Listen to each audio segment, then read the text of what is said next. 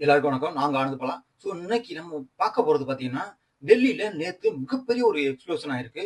இது எப்படி நடந்துச்சுன்னு பார்த்தீங்கன்னாக்க, அதாவது இப்ப வரையும் 8 பேருக்கு மேல இறந்திருக்காங்க அப்படிங்கிற மாரி சொல்றாங்க. 24 பேருக்கு மேல இப்ப வரையும் காயமடைஞ்சிருக்காங்க. இவங்க எல்லாம் ஹாஸ்பிட்டல்ல இருக்காங்க. இது அது மட்டும் இல்லாம 20 காருக்கு மேல அங்க சேதமடைஞ்சிருக்கு அப்படிங்கிற மாரி சொல்றாங்க.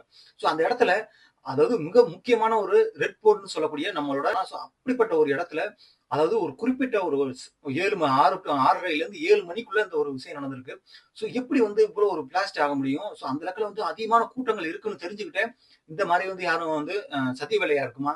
அப்படிங்கிற மாரி ஒவ்வொரு கோணத்துல பார்த்துட்டு இருக்காங்க. இந்த கார் பார்த்தீங்கன்னாக்க, i20 காரு. இந்த i20 கார்ல தான் இந்த ஒரு எக்ஸ்ப்ளோஷன் நடந்திருக்கு அப்படிங்கிற மாரி சொல்றாங்க.